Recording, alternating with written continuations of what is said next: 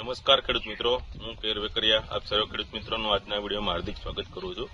આજના આપણા વિડીયોનો ટોપિક છે ઉનાળુ પાક જેવા કે તલ, મગ, અડદ, ચોળીની અંદર માઇક્રોરાઇઝાનો ઉપયોગ ક્યારે કરવો જોઈએ, શા માટે કરવો જોઈએ અને કેટલા ડોઝથી કરવો જોઈએ। તો આપણે ઉનાળુ પાકની અંદર જનરલી જ્યારે તમે ઉગ્યા બાદ પેલું પિયત આપો ત્યારે માઇક્રોરાઇઝાનો ઉપયોગ કરવાથી સારા રિઝલ્ટ તમે મેળવી શકો છો અને એનો પ્રોપર સ્ટેજ પણ ઉગ્યા પછીનું પેલું પિયત રહેતું હોય છે। એની સિવાય તમે પાક વાઇઝ 40-45 દિવસ સુધી તમે માઇક્રોરાઇઝાનો ઉપયોગ કરી શકો છો। શા માટે કરવો જોઈએ, માઇક્રોરાઇઝાનો રોલ શું છે એની વાત કરું તો કે કોઈ પણ પાકમાં જે આપણે જમીનમાં ફોસ્ફરસ બેઝ ખાતરો આપેલા છે એ અલભ્ય સ્વરૂપમાં પડેલા હશે ને લભ્ય સ્વરૂપમાં ફેરવી અને છોડને અવેલેબલ કરવાનું કામ માઇક્રોરાઇઝાનું રહેતું છે। સાથે સાથે તંતુ મૂળનો વિકાસ કરવો, રૂટની અંદર રહી અને પોતાનું જીવન ગુજારતી એક માઇક્રોરાઇઝલ ટૂંકમાં ફૂગ છે।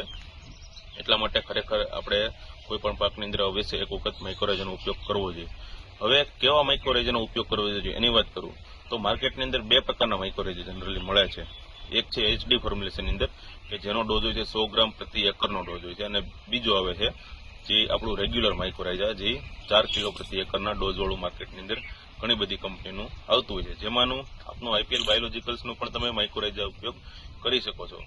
આપણું IPLનો શા માટે ઉપયોગ કરવો છે એની વાત કરું તો જે આપણા માઇક્રોરાઇઝાની અંદર જે સ્પોર કાઉન્ટ છે એ અન્ય માઇક્રોરાઇઝા કરતાં વધારે છે। સાથે સાથે આપણા માઇક્રોરાઇઝાની અંદર એન્ડો માઇક્રોરાઇઝા અને એક્ટો માઇક્રોરાઇઝા બંને પ્રકારના માઇક્રોરાઇઝા એક સિંગલ પ્રોડક્ટની અંદર આવે છે। એન્ડો અને એક્ટો એટલે શું તો કે મૂળની અંદરથી પણ કામ કરે અને મૂળની બહારથી પણ કામ કરે, એટલે કે એન્ડો અને એક્ટો બંને માઇક્રોરાઇઝા આપણા અંદર આવે છે, જેમાં આપણું IPL બાયોલોજિકલ્સનું વામ HD આવે છે જે 100 ગ્રામ પ્રતિ એકરના ડોઝ વાળો હોય છે અને જો તમારે 4 કિલો પ્રતિ એકરના ડોઝ વાળો માઇક્રોરાઇઝાનો ઉપયોગ કરવો જ હોય તો વામ શક્તિ કરીને આવે છે, એનો ઉપયોગ કરી શકો છો। ખૂબ ખૂબ આભાર ખેડૂત મિત્રો।